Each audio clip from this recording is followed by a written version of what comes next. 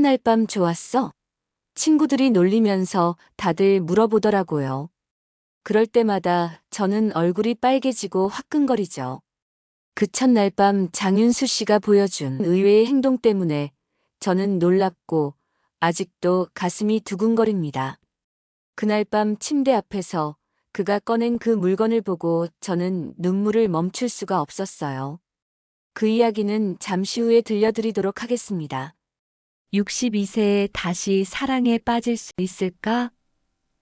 이정화는 매일 아침 거울을 보며 스스로에게 던지는 질문이었습니다. 물론 답은 늘 같았어요. 말도 안 되는 소리지. 서울 외곽, 골목 깊숙한 곳에 자리한 전통찻집 향기로운 이야기는 50년 된 한옥을 개조한 작은 공간이었습니다. 주인인 이정화는 매일 오전 9시 정각에 문을 열고 같은 자리에 앉아 말없이 차를 우려냅니다. 62세의 정화에게 이 일상은 15년째 변함없이 반복되는 의식과 같았어요. 15년 전 남편의 외도로 이혼한 후 정화는 단 한 번도 연애를 해본 적이 없었습니다. 처음엔 상처가 너무 깊어서, 나중엔 나이가 들어서, 그리고 지금은 체념 때문에 마음을 닫고 살았어요. 결혼 생활 23년 동안 남편 뒷바라지에만 매달렸던 자신이 바보 같았다고 생각했습니다. 딸 민서는 35살에 결혼한 후 본가엔 거의 오지 않았어요. 명절이나 특별한 일이 있을 때만 의무적으로 들르는 정도였죠. 엄마는 이제 혼자 사는 게 편하시죠? 민서가 가끔 전화로 던지는 말이었습니다. 정화는 늘 그럼 편하지라고 대답했지만 사실은 외로웠어요. 특히 밤이 되면 텅 빈 집에서 혼자 저녁을 먹을 때마다 가슴 한구석이 시렸습니다. 정화의 유일한 기쁨은 매일 오후 2시경 찾아오는 동네 할머니 손님들과의 수다였습니다. 김순자 할머니, 박영희 할머니, 그리고 최근에 새로 이사온 장미자 할머니까지. 이분들은 정화보다 나이가 많았지만 모두 활기차고 말이 많았어요. 정화야, 너 진짜 예쁘게 늙었다. 이런 미인이 혼자 있으면 안 되는데 말이야. 순자 할머니가 찻잔을 들며 말할 때마다 정화는 고개를 젓습니다. 할머니, 저 같은 늙은이가 무슨 소리예요. 이제 그런 건 꿈도 안 꿔요. 하지만 마음속 깊은 곳에서는 가끔 궁금했어요. 정말로 이 나이에도 누군가와 따뜻한 시간을 나눌 수 있을까? 아침에 일어나서 좋은 아침이에요라고 인사할 사람이 있다면 어떨까? 저녁에 오늘 하루 어땠어요? 라고 물어봐 줄 사람이 있다면. 하지만 곧 현실로 돌아왔습니다. 거울을 볼 때마다 늘어진 눈꺼풀과 깊어진 주름, 하얗게 센 머리를 보며 스스로를 다독였어요. 아직도 사랑이니 연애니 하는 건 20대나 30대 일이지. 나 같은 할머니한테 무슨. 정화는 항상 이런 생각으로 마음을 단단히 봉인해 두었습니다. 오후 5시가 되면 할머니들이 모두 돌아가고 정화는 혼자 남은 찻집에서 설거지를 하며 하루를 정리했어요. 물기를 닦으며 내일도 똑같은 하루가 반복될 거라고 생각했습니다. 저녁에는 집에 돌아가 혼자 TV를 보며 간단한 식사를 하고 9시면 일찍 잠자리에 들었죠. 가끔 드라마에서 나오는 로맨스 장면을 보면 리모컨을 돌렸습니다. 나와는 상관없는 이야기라고 중얼거리면서요. 그런 조용하고 평온한 일상이 15년째 계속되고 있었습니다. 정화는 이제 이런 삶에 익숙해졌다고 생각했어요. 더 이상 설렘도 기대도 없는 일상이지만 적어도 평안했으니까요. 하지만 어느 비 오는 화요일 오후 한 낯선 남자가 찻집 문을 열고 들어왔을 때 정화는 알지 못했습니다. 자신의 조용했던 일상이 송두리째 바뀔 거라는 걸 말이에요. 이분이 나를 알고 있다고. 정화의 손이 찻잔을 들다 말고 멈췄습니다. 앞에 앉은 남자가 방금 꺼낸 것은 자신이 20살 때 읽었던 시집이었거든요. 비 오는 목요일 오후 3시, 65세의 장윤호가 찻집 문을 열고 들어왔습니다. 전직 문화센터 관장 출신으로 이제는 은퇴 후 자유롭게 살고 있는 독신남이었어요. 키가 크고 단정한 차림새에 온화한 미소를 띤 윤호는 첫 방문부터 예사롭지 않은 분위기를 풍겼습니다. 어서 오세요. 어떤 차 드릴까요? 정화가 평소처럼 인사하자 윤호는 찻집 안을 천천히 둘러보더니 놀라운 말을 했어요. 이다도 테이블 80년대식 맞죠? 고향 찻집이 생각나서요. 그때도 이런 원목 테이블에서 차를 마셨거든요. 정화는 깜짝 놀랐습니다. 이 테이블은 정화가 25살 때 직접 골라서 들여놓은 것이었거든요. 당시만 해도 이런 전통 방식을 아는 사람이 많지 않았는데 윤호는 한눈에 알아봤어요. 네, 맞습니다. 근데 어떻게? 정화가 말을 잇지 못하자 윤호는 부드럽게 웃으며 말했습니다. 저도 젊을 때 다도를 배웠거든요. 문화센터 일하면서 전통 문화에 관심이 많았어서요. 녹차 한 잔 주시겠어요? 그날 이후 윤호는 매일 같은 시간에 찾아왔습니다. 처음엔 조심스럽게 차만 마시고 갔지만 사흘째부터는 작은 이야기들을 나누기 시작했어요. 정화도 모르게 윤호와 이야기하는 시간이 기다려졌습니다. 그리고 일주일 후 윤호는 낡은 시집 한 권을 테이블 위에 조심스럽게 올려놓았어요. 표지가 해져서 제목도 잘 보이지 않는 오래된 책이었습니다. 정화 씨, 시 좋아하세요? 이거 예전에 좋아하시던 작가 아닌가요? 정화는 그 순간 온몸에 전율이 흘렀습니다. 그 시집은 바로 자신이 결혼 전 20살 때부터 30살까지 틈날 때마다 읽었던 김소월의 시집이었거든요. 특히 진달래꽃을 읽으며 얼마나 많이 울었는지 몰라요. 결혼하면서 정리할 때 아쉬워하며 헌책방에 내다 팔았던 바로 그 책이었습니다. 이걸 어떻게? 정화의 목소리가 떨렸어요. 며칠 전에 헌책방에서 우연히 발견했는데 혹시 좋아하실까 해서요. 안쪽에 이름이 적혀 있더라고요. 윤호가 첫 페이지를 펼치자 거기에는 정화의 어린 글씨로 이정화라고 적혀 있었습니다. 그 옆에는 1981년 봄이라는 날짜까지 또박또박 써져 있었어요. 정화는 가슴이 두근거려서 말을 잇지 못했습니다. 우연이라기엔 너무 정교했어요. 그리고 윤호의 시선은 한결같이 따뜻했습니다. 마치 오래전부터 자신을 알고 있었던 것처럼 말이에요. 정화 씨가 좋아하셨던 시를 읽어보고 싶어서요. 괜찮으시다면 함께 읽어볼까요? 윤호의 제안에 정화는 고개를 끄덕였습니다. 그리고 그날 오후 두 사람은 나란히 앉아 시를 읽었어요. 윤호가 진달래꽃을 낭송할 때 정화는 40년 전 20살 소녀의 마음으로 돌아간 듯 했습니다. 나 보기가 역겨워 가실 때에는 말없이 고이 보내드리오리다. 윤호의 목소리가 찻집 안에 잔잔하게 퍼졌습니다. 정화는 눈물이 날 것 같았어요. 이렇게 누군가와 시를 나누며 앉아 있는 게 언제 이후인지 기억도 나지 않았습니다. 정화 씨는 어떤 시를 좋아하세요? 저는 엄마야 누나야 강변 살자를 좋아해요. 어릴 때 어머니가 자주 읊어주셨거든요. 그날 이후 두 사람 사이에는 묘한 기류가 흘렀습니다. 정화는 윤호가 오는 시간이 되면 괜히 거울을 보며 머리를 다듬었고, 윤호는 매번 다른 시집을 가져와 함께 읽자고 했어요. 하지만 정화의 마음 한구석에는 여전히 불안감이 있었습니다. 혹시 이 감정이 잘못된 건 아닐까?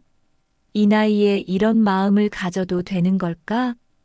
그런 생각들이 밤마다 정화를 괴롭혔어요. 이런 기분이 사랑일까요? 정화는 윤호의 어깨에 기댄 채 속으로 중얼거렸습니다.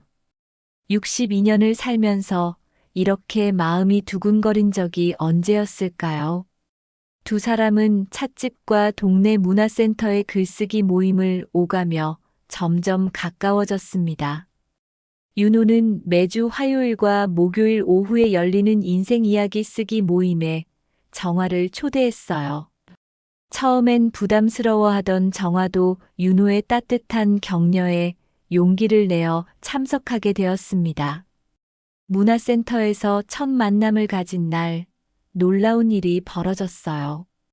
글쓰기 모임 담당 선생님이 참가자들에게 고등학교 시절 추억을 써보라고 했을 때, 윤호가 갑자기 정화를 바라보며 말했습니다. 혹시 정화 씨 서울여고 출신이세요? 네, 맞아요. 어떻게 아셨어요?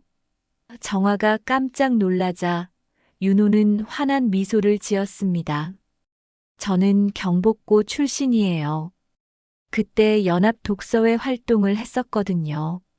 정화 씨가 토론할 때 발표하던 모습이 기억나요. 목소리가 참 고왔어요. 정화는 얼굴이 빨갛게 달아올랐습니다. 자신이 고등학교 2학년 때 참여했던 연합 독서회에서 윤호를 본 적이 있다는 뜻이었어요. 당시 윤호는 3학년 선배였고 정화는 1살 어린 후배였던 셈이죠. 정말요? 저는 선배님을 기억 못하겠어요. 죄송해요. 괜찮아요. 저는 워낙 소심해서 멀리서만 봤거든요. 그때도 정화 씨한테 말 걸고 싶었는데 용기가 없었어요. 그 순간 정화는 가슴이 뛰는 걸 느꼈습니다. 45년 전 20살 소녀였던 자신을 기억하고 있다니. 그것도 이렇게 따뜻하게 말이에요. 글쓰기 모임이 끝나고 집으로 돌아가는 길, 두 사람은 나란히 걸었습니다. 가을 바람이 시원하게 불어와 정화의 마음도 한결 가벼워졌어요. 그런데 버스 정류장 앞에서 갑자기 정화의 오른쪽 다리에 쥐가 났습니다. 아, 아파요. 정화가 비틀거리자 윤호가 재빨리 정화의 팔을 잡아주었어요.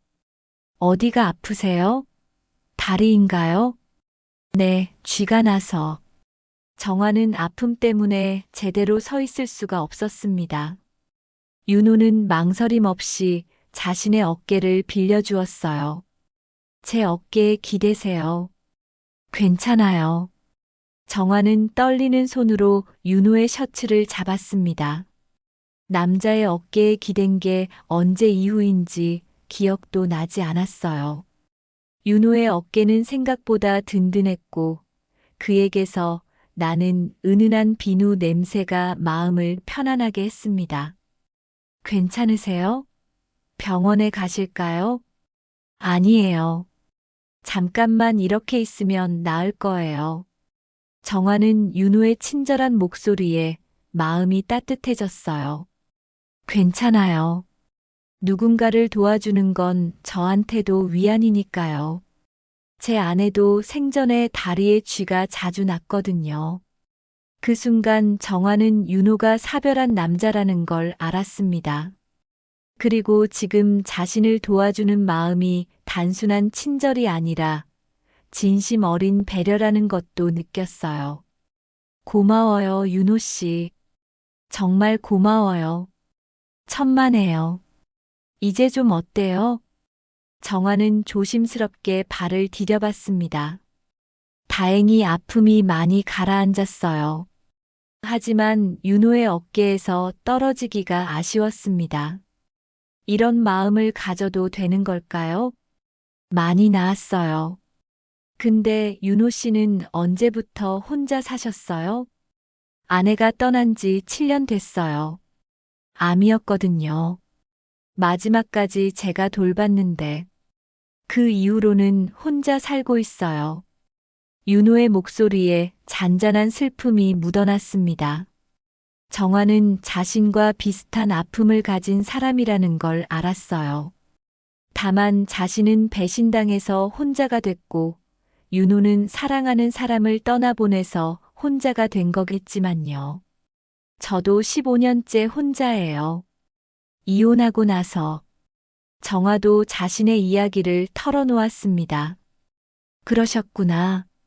많이 힘드셨겠어요. 두 사람은 그날 밤 버스 정류장에서 1시간 넘게 이야기를 나눴습니다. 서로의 아픔과 외로움, 그리고 지금의 삶에 대해서요. 정화는 오랜만에 마음을 털어놓을 사람이 생긴 것 같아 기뻤어요. 집으로 돌아가는 버스 안에서 정화는 창밖을 바라보며 생각했습니다. 이 감정이 사랑일까? 아니면 그냥 외로움 때문일까? 하지만 분명한 건 윤호와 함께 있을 때 마음이 편안하다는 것이었어요. 그날 밤 정화는 오랜만에 설렘 때문에 잠을 이루지 못했습니다. 하지만 동시에 불안도 피어올랐어요. 혹시 이 감정이 잘못된 거라면 딸이 알면 뭐라고 할까? 그런 생각들이 밤새 정화를 괴롭혔습니다. 엄마, 지금 뭐 하는 거야? 민서의 날카로운 목소리가 찻집 안에 메아리 쳤습니다. 정화는 그 순간 얼음물을 뒤집어 쓴 듯 온몸이 굳어버렸어요. 토요일 오후 4시, 정화의 딸 민서가 예고 없이 찻집을 찾아왔습니다. 평소 같으면 전화도 하지 않고 오는 일이 없었는데 이상하게도 그날은 갑자기 나타났어요.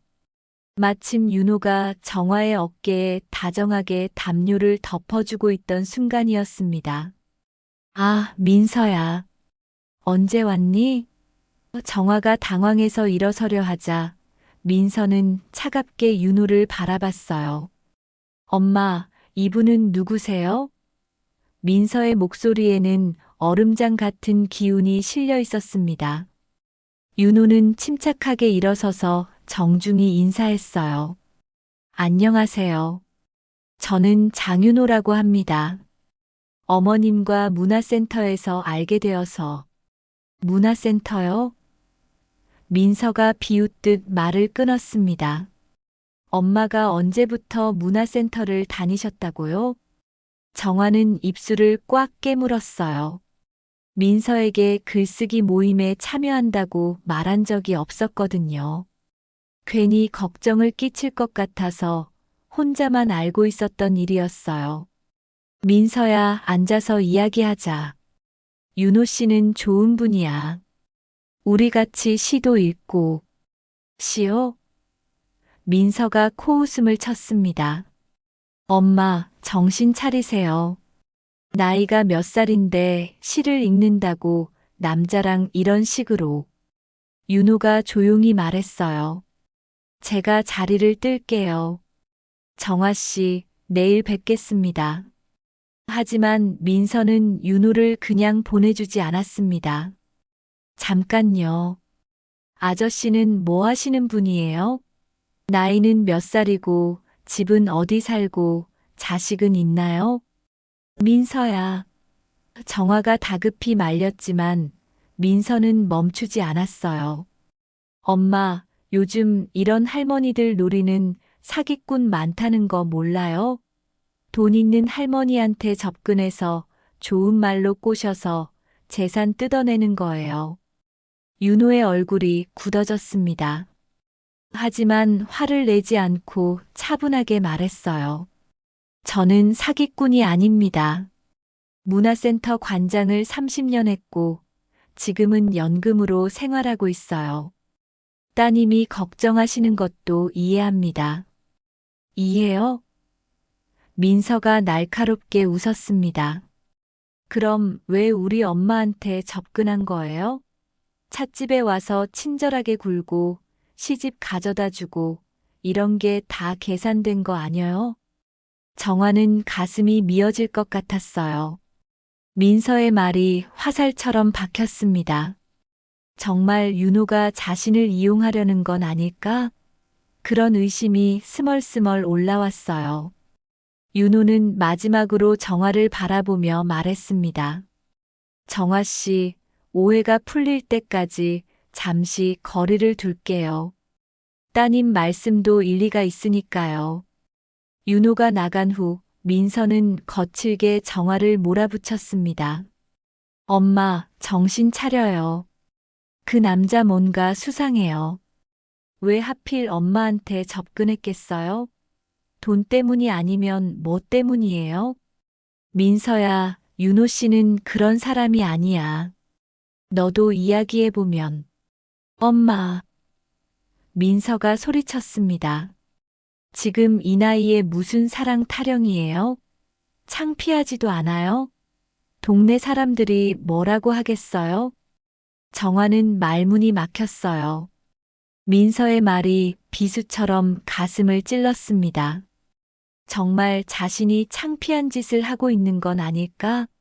이 나이에 사랑을 한다는 게 우스꽝스러운 일인 걸까? 그리고 엄마, 그 사람이 정말 좋은 사람이라면 왜 자기소개를 제대로 안 했어요? 가족은 있는지, 재산은 얼마나 되는지, 왜 결혼 안 하고 혼자 사는지, 이런 것도 모르고 어떻게 믿어요? 민서의 추궁에 정화는 아무 말도 할 수 없었어요. 사실 윤호에 대해 아는 게 별로 없다는 걸 깨달았거든요. 그저 함께 있으면 편안하고 따뜻하다는 감정만 있었을 뿐이었어요. 엄마, 제발 정신 차리세요. 나중에 속아서 울어봤자 소용없어요. 그 남자 다시는 만나지 마세요. 민서가 돌아간 후 정화는 텅 빈 찻집에서 혼자 앉아 울었습니다. 자식 눈치에 늘 작아져 왔던 자신을 떠올리며 자괴감에 빠졌어요. 15년 전 이혼할 때도 민서는 엄마가 남편 관리를 제대로 못해서 그런 거야라고 말했었거든요. 그날 밤 정화는 윤호의 전화를 받지 않았습니다. 며칠 동안 가게 문도 닫고 집에만 숨어 있었어요. 윤호가 찾아와도 나가지 않았습니다. 민서의 말이 계속 머릿속을 맴돌았거든요. 정말 내가 바보 같은 짓을 한 걸까? 이 나이에 사랑이라니. 윤호 씨도 나를 이용하려는 건 아닐까? 정화는 자신을 믿지 못하겠었어요. 한 번 배신당한 경험이 있어서 더욱 의심스러웠습니다. 그리고 무엇보다 딸의 차가운 시선이 무서웠어요. 이미 한 번 가족을 잃은 경험이 있는 정화에게 민서는 마지막 남은 혈육이었거든요. 봐, 이게 엄마가 믿는 그 사람의 진짜야. 민서가 내민 사진을 본 순간 정화는 숨이 멎는 줄 알았습니다. 사진 속 윤호는 분명히 젊고 예쁜 여자와 팔짱을 끼고 행복하게 웃고 있었거든요. 윤호가 찾아온 지 일주일이 지났지만 정화는 여전히 집에만 숨어 있었습니다. 찻집 문에는 개인 사정으로 며칠간 휴업이라는 안내문만 붙어 있었어요. 단골 할머니들이 걱정스러운 목소리로 문을 두드렸지만 정화는 나가지 않았습니다. 화요일 오후 민서가 다시 찾아왔습니다. 이번에는 손에 뭔가를 들고 있었어요. 엄마, 문 열어요. 중요한 얘기가 있어요. 정화가 마지못해 문을 열자 민서는 승리한 듯한 표정으로 사진 한 장을 내밀었습니다. 이것 좀 보세요. 그 장윤호라는 사람이 누군지 알겠어요? 사진 속에는 윤호가 30대로 보이는 젊고 아름다운 여자와 팔짱을 끼고 카페 앞을 걷는 모습이 담겨 있었습니다. 두 사람은 매우 친밀해 보였고 여자는 윤호를 올려다보며 환하게 웃고 있었어요.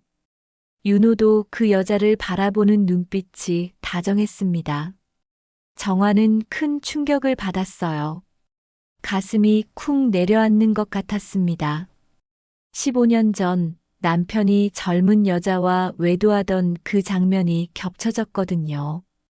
당시에도 남편은 그 여자와 이렇게 다정하게 팔짱을 끼고 다녔었어요. 이게 언제 찍힌 사진이야? 지난주 금요일이에요. 제가 직접 봤어요. 그 남자가 강남역 근처에서 젊은 여자랑 데이트하고 있더라고요. 민서의 말에 정화는 더욱 충격을 받았습니다. 지난주 금요일이면 자신이 민서 때문에 마음 아파하며 집에 숨어 있던 바로 그날이었거든요. 윤호는 자신을 걱정한다고 전화를 걸어왔지만 실제로는 젊은 여자와 데이트를 즐기고 있었던 거예요. 엄마, 이제 알겠죠? 그 사람이 얼마나 나쁜 남자인지. 엄마한테는 좋은 척 하면서 뒤에서는 젊은 여자랑 바람 피우고 있었던 거예요. 정화는 다리에 힘이 빠져서 주저앉을 뻔했습니다. 의자에 겨우 앉으며 사진을 다시 들여다봤어요. 윤호의 얼굴이 분명했고 그 여자는 정말 아름다웠습니다. 자신보다 30살은 어려 보이는 여자였어요.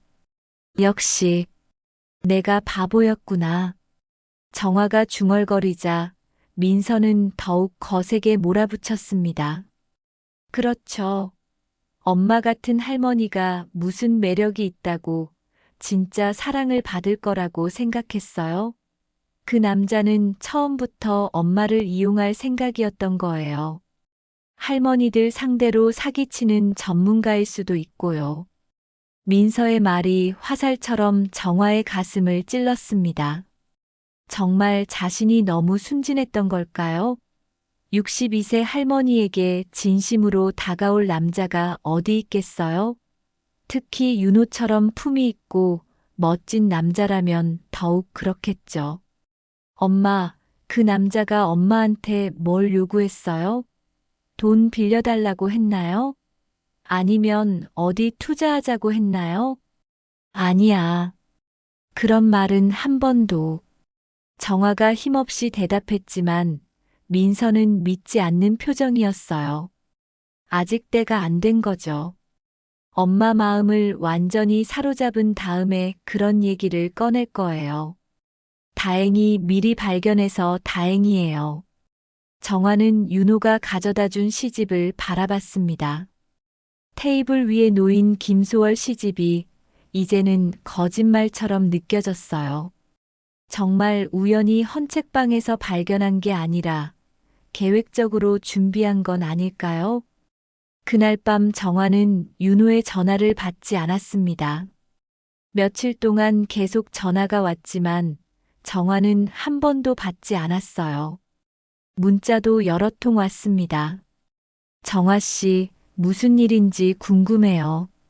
아프신 건 아니죠? 찻집 문이 계속 닫혀 있어서 걱정됩니다. 한 번만 만나서 이야기해요. 제가 뭘 잘못했는지라도 알려주세요. 하지만 정화는 모든 연락을 무시했습니다. 사진 속 윤호와 젊은 여자의 모습이 계속 머릿속에서 맴돌았거든요. 정화는 밤마다 울었어요. 식사도 제대로 하지 않았습니다. 거울을 볼 때마다 초라한 자신의 모습이 한심하게 느껴졌어요. 주름진 얼굴, 하얀 머리, 늘어진 몸매. 이런 모습으로 어떻게 사랑을 받을 수 있다고 생각했을까요? 정화는 서랍에서 일기장을 꺼내 펜을 들었습니다. 오랜만에 쓰는 일기였어요. 역시 또 내가 바보였구나. 사랑은 늘 나를 배신한다. 15년 전에도 그랬고 지금도 그렇다. 나 같은 늙은 여자가 무슨 사랑을 꿈꿨을까? 윤호 씨도 결국 나를 속인 거였어. 젊고 예쁜 여자가 있으면서 왜 나한테 그런 말을 했을까? 정말 잔인한 사람이야. 일기를 쓰면서 정화는 더욱 슬퍼졌습니다. 그동안 느꼈던 따뜻함과 설렘이 모두 거짓이었다는 게 너무 아팠어요. 일주일 동안 연락을 끊고 지내던 어느 목요일 오후, 윤호가 찻집 앞에 나타났습니다. 정화는 커튼 사이로 그를 보고도 나가지 않으려 했어요. 하지만 윤호는 포기하지 않고 문 앞에서 1시간 넘게 기다렸습니다. 정화 씨, 제발 한 번만 만나주세요. 오해가 있는 것 같아요. 윤호의 간절한 목소리에 정화는 마음이 흔들렸어요. 하지만 민서가 보여준 사진이 계속 머릿속에 맴돌았습니다. 젊고 예쁜 여자와 팔짱 끼고 다정하게 걷는 윤호의 모습 말이에요. 갈 때도 있으시면서 왜 이러세요? 그 젊은 여자한테 가시면 되잖아요. 정화가 문틈으로 차갑게 말하자 윤호는 잠시 당황한 표정을 지었습니다. 젊은 여자요? 혹시 누군가를 오해하고 계시는 건 아닌가요? 오해요? 지난주 금요일에 강남역에서 젊은 여자랑 팔짱 끼고 다니시던 분이 오해라고 하세요? 그제서야 윤호는 상황을 이해한 듯 했어요. 그는 가방에서 뭔가를 꺼내더니 문 아래로 밀어 넣었습니다. 정화 씨, 이거 한번 보세요. 제가 설명드릴게요. 정화가 주저하며 그 종이를 집어들었을 때 그것은 가족 사진이었습니다. 윤호와 함께 있던 젊은 여자, 그리고 그 옆에 선 30대 남자와 5살 정도 되어 보이는 아이까지 4명이 함께 찍은 사진이었어요. 이 사람이 제 딸 수진이고 옆에 있는 사람이 사위 민수예요.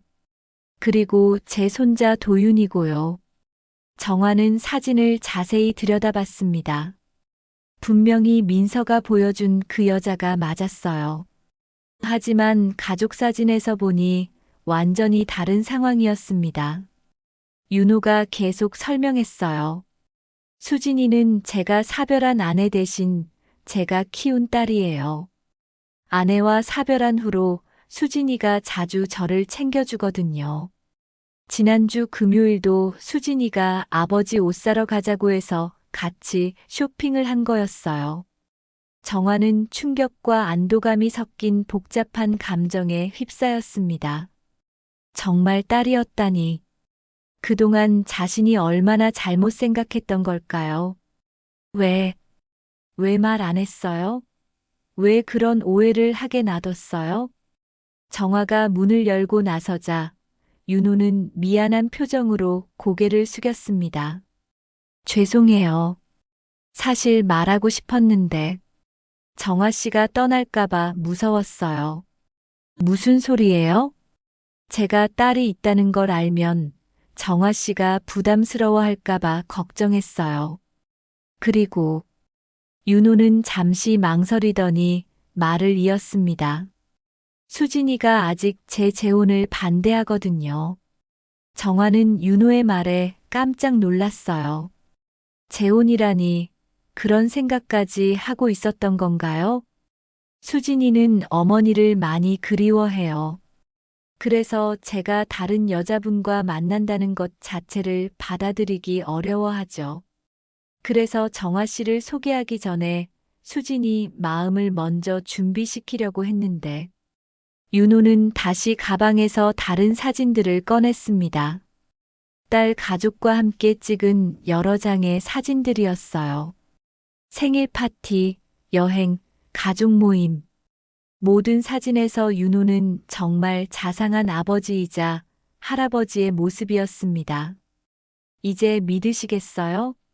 저는 정화 씨를 속이려던 게 아니에요. 다만 좀 더 신중하게 접근하려 했을 뿐이에요. 정화는 눈물이 날 것 같았어요. 자신이 얼마나 윤호를 오해했는지 깨달았거든요. 그리고 민서의 말에 흔들려서 소중한 인연을 놓칠 뻔했다는 것도요. 윤호 씨, 정말 미안해요. 제가 너무 성급하게 판단했어요. 아니에요. 충분히 그럴 수 있어요. 저도 처음부터 솔직하게 말씀드렸어야 했는데, 두 사람은 찻집 안에 들어가서 마주 앉았습니다. 일주일 만에 다시 마주한 윤호의 얼굴은 많이 야유어 보였어요. 아마 자신 때문에 많이 걱정했을 거예요. 그런데 따님은 어떻게 그 사진을 찍으신 거예요? 민서가요? 아마 우연히 봤거나 아니면 일부러 따라다니며 찍었을 수도 있어요. 민서도 저를 못 믿어 했거든요. 윤호는 이해한다는 표정으로 고개를 끄덕였어요. 그럴 수 있어요. 따님 입장에서는 어머님이 걱정되실 테니까요. 정화는 조용히 윤호의 손을 잡았습니다. 그의 손은 따뜻했고 거칠었지만 믿음직스러웠어요. 윤호 씨, 다시는 혼자서 그런 고민하지 마세요. 앞으로는 뭐든 솔직하게 말해주세요. 네, 그럴게요. 그리고 정화 씨도 혼자 끙끙 앓지 마시고 저한테 말씀해 주세요. 그날 오후 두 사람은 오랜만에 함께 차를 마시며 지난 일주일 동안의 이야기를 나눴습니다. 정화는 얼마나 힘들었는지, 윤호는 얼마나 걱정했는지 서로의 마음을 털어놓았어요. 오해가 풀리고 나니 두 사람의 마음은 전보다 더 가까워진 것 같았습니다. 시련을 함께 겪고 난 후에 신뢰는 더욱 단단했어요. 정화 씨, 저와 함께 살아주시겠어요? 윤호의 진심 어린 제안에 정화는 가슴이 두근거렸습니다. 62년을 살면서 이런 설렘을 다시 느낄 줄은 몰랐어요. 오해가 풀린 지 한 달이 지났습니다. 두 사람은 전보다 더욱 깊은 신뢰를 바탕으로 가까워졌어요. 윤호는 이제 정화에게 모든 것을 솔직하게 털어놨습니다. 딸 수진이의 걱정, 혼자 사는 외로움, 그리고 정화에 대한 진심까지 말이에요. 하지만 우리 딸들은 어떻게 하죠? 민서는 아직도 윤호 씨를 못 믿어 해요. 정화의 걱정에 윤호는 차분히 답했습니다. 천천히 시간을 두고 설득해요. 지금 당장은 우리끼리만 알고 지내는 게 어떨까요? 결국 두 사람은 자식들에게 알리지 않고 조용히 동거를 시작하기로 했습니다. 윤호의 집은 너무 크고 정화의 집은 너무 작아서 새로운 곳을 구했어요. 찻집에서 걸어서 10분 거리에 있는 작은 투룸 빌라였습니다. 이사하는 날 정화는 떨렸어요. 결혼한 지 30년 만에 남자와 함께 사는 거였거든요. 그것도 사랑하는 사람과 말이에요. 15년 전 이혼 후 혼자 살기에 익숙해졌다고 생각했는데 막상 윤호와 살림을 합치려니 어색했습니다. 정화 씨, 불편한 건 없으세요? 제가 너무 성급했나요? 윤호도 조심스러워했어요. 혼자 산 지 7년이 되다 보니 다른 사람과 생활하는 게 어색했거든요. 아니에요. 저도 좋아요. 그런데 정화는 얼굴을 빨갛게 물들이며 말했어요. 방은 어떻게 할까요? 아, 그거요? 윤호가 환하게 웃었습니다. 당연히 따로 쓰세요. 저는 작은 방 쓸게요. 정화 씨가 편한 대로 하시면 돼요. 정화는 윤호의 배려에 마음이 따뜻해졌어요. 나이가 들어서 만난 사랑이라 그런지 모든 게 신중하고 조심스러웠지만 그래서 더욱 소중했습니다. 첫날 밤 두 사람은 거실에서 차를 마시며 앞으로의 생활에 대해 이야기했어요. 누가 요리를 할지, 집안일은 어떻게 나눌지, 찻집 운영은 어떻게 할지 현실적인 문제들을 하나씩 정리해 나갔습니다. 참, 정화 씨. 윤호가 갑자기 일어나더니 가방에서 작은 선물 상자를 꺼냈어요. 이거 받으세요. 뭐예요? 정화가 조심스럽게 포장을 뜯자 상자 안에는 분홍색 커플 잠옷 한 벌이 들어 있었습니다. 여자용과 남자용 한 벌씩 똑같은 디자인의 면 잠옷이었어요. 그리고 그 밑에는 정성스럽게 적은 손편지 한 장이 담겨 있었습니다. 윤호의 또박또박한 글씨로 쓰인 편지였어요. 정화 씨에게. 저는 오늘이 우리가 함께 맞이하는 첫 밤이라는 걸 평생 기억하고 싶습니다. 이 잠옷은 제가 누군가를 위해 처음 준비한 옷이에요. 아내가 살아있을 때도 이런 선물을 준비해 본 적이 없었거든요. 그때는 몰랐어요. 사랑하는 사람과 같은 옷을 입고 같은 시간을 나눈다는 게 얼마나 소중한 일인지를요. 앞으로 매일 이 옷을 입고 같은 시간을 나눌 수 있다면 그걸로 충분합니다. 정화 씨 사랑합니다. 윤호 올림. 정화는 편지를 읽으며 입술을 떨었어요. 눈물이 핑 돌았습니다. 윤호 씨, 이런 날이 저에게 다시 올 줄은 정말 몰랐어요. 저도 마찬가지예요. 아내를 떠나보낸 후로는 평생 혼자 살 거라고 생각했거든요. 그런데 정화 씨를 만나고 나서 다시 삶이 의미 있어졌어요. 윤호는 정화의 손을 잡으며 말했습니다. 오늘부터는 제가 정화 씨 인생의 따뜻한 담요가 되어드리고 싶어요. 추울 때 덮어주고 외로울 때 안아주는 그런 존재가 되고 싶습니다. 정화는 더 이상 참을 수 없어서 울음을 터뜨렸어요. 기쁨의 눈물이었습니다. 고마워요, 윤호 씨. 정말 고마워요. 저도 윤호 씨에게 따뜻한 사람이 될게요. 매일 맛있는 밥 해드리고 아플 때 옆에서 돌봐드릴게요. 그날 밤 정화는 오랜만에 행복한 마음으로 잠자리에 들었습니다.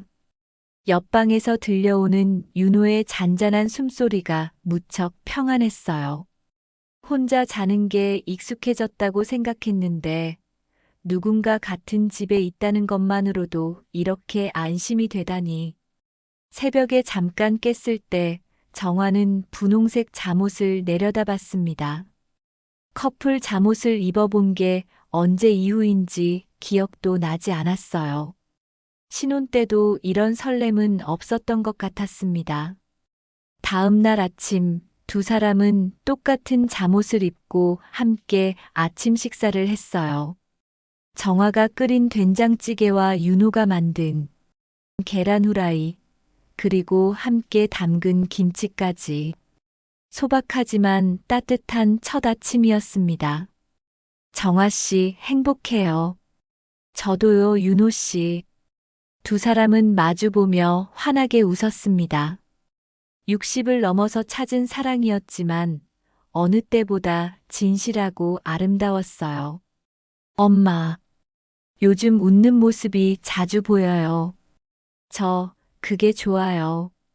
민서의 조심스러운 고백에 정화는 가슴이 뭉클해졌습니다. 딸이 드디어 자신의 행복을 인정해주는 순간이었거든요. 윤호와 함께 산 지 석 달이 지났습니다. 찻집엔 윤호가 직접 만든 원목 책장이 생겼고 그가 가져온 시집과 소설들로 작은 도서관 같은 분위기가 났어요. 매주 토요일 오후에는 시 낭송 모임이 열렸습니다. 동네 할머니들과 윤호, 정화가 함께 모여 좋아하는 시를 읽고 이야기를 나누는 시간이었죠. 정화야, 내 남편 참 멋있다. 시도 잘 읽고 요리도 잘하고 어쩜 그런 좋은 사람을 만났을까? 순자 할머니가 부러워하며 말할 때마다 정화는 수줍게 웃었어요. 윤호는 이제 완전히 찻집의 일원이 되었습니다. 아침에는 정아와 함께 찻집 문을 열고 오후에는 할머니들과 화투를 치거나 옛날 이야기를 나눴어요. 저녁에는 함께 집으로 돌아가 소박한 저녁을 먹고 TV를 보며 하루를 정리했습니다. 그런 평화로운 어느 수요일 오후 민서가 갑자기 찾아왔습니다. 석 달 전과는 전혀 다른 표정이었어요. 차가움 대신 조심스러움이, 적대감 대신 궁금함이 묻어나는 얼굴이었습니다. 어서 와, 민서야. 정화가 반갑게 인사하자 민서는 윤호에게도 정중히 고개를 숙였어요.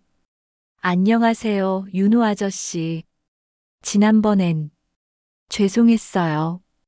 윤호는 따뜻하게 웃으며 차를 우려줬습니다. 괜찮아요. 어머님을 걱정하시는 마음이었잖아요. 오히려 제가 고마워요. 민서는 며칠 전부터 정화의 변화를 느끼고 있었어요. 전화 목소리가 밝아졌고 가끔 웃음소리도 들렸습니다. 무엇보다 오랜만에 엄마가 행복해 보였거든요. 엄마, 요즘 많이 달라졌어요. 목소리도 밝아지고. 그래. 정화가 수줍게 웃자 민서는 계속 말했어요. 네. 예전엔 전화할 때마다 외로워 보이셨는데 요즘은 정말 행복해 보여요. 그래서 한번 보러 왔어요. 민서는 윤호를 유심히 관찰했습니다. 처음 만났을 때의 선입견과 달리 윤호는 정말 진심으로 정화를 대하고 있었어요. 정화가 움직일 때마다 자연스럽게 도와주고 말할 때마다 집중해서 들어주는 모습이 연기가 아니라는 걸 알 수 있었습니다.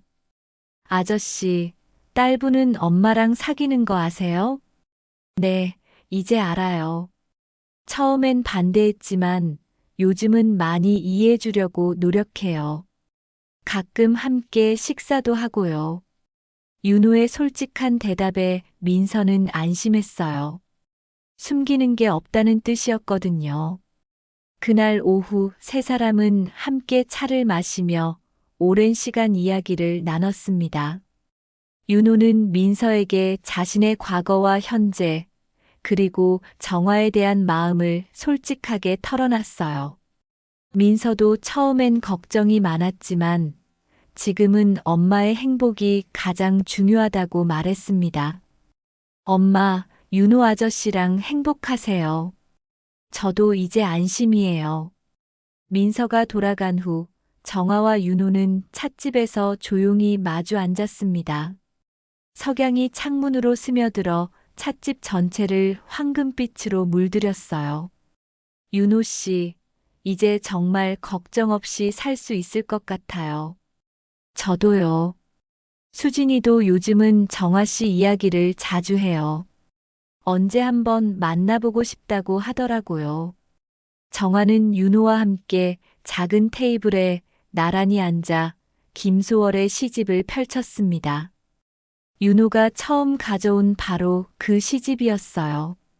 이제는 두 사람의 소중한 추억이 담긴 책이 되었습니다. 진달래꽃 한 번 더 읽어주세요. 윤호의 부탁에 정화가 시를 낭송했습니다. 예전과 달리 이제는 슬픔이 아니라 감사함이 담긴 목소리였어요. 나 보기가 역겨워 가실 때에는 말없이 고이 보내드리오리다. 시를 읽으며 정화는 깨달았습니다. 사랑의 의미가 나이에 따라 달라진다는 것을요. 젊을 때의 사랑이 열정과 욕망이었다면 지금의 사랑은 이해와 배려였습니다. 서로의 아픔을 보듬어주고 외로움을 나누어 갖는 것이었어요. 윤호는 정화의 손에 작은 선물 상자를 올려놓았습니다. 그 안에는 또 다른 커플 잠옷이 들어 있었어요. 이번에는 연한 하늘색이었습니다.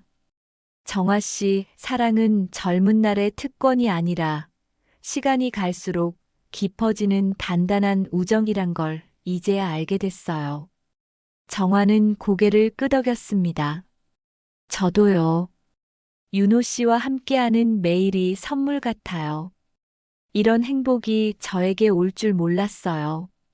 해가 지고 찻집에 노을이 스며들었습니다.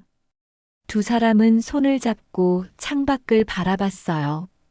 골목 끝에서 아이들이 뛰어놀고 할머니들이 평상에 앉아 수다를 떨고 젊은 부부가 유모차를 밀며 산책하는 평범한 일상이 펼쳐졌습니다. 하지만 정화에게는 그 모든 게 새롭게 보였어요. 윤호와 함께 보는 세상은 혼자 볼 때와 전혀 달랐거든요. 더 따뜻하고 더 아름답고 더 희망적이었습니다.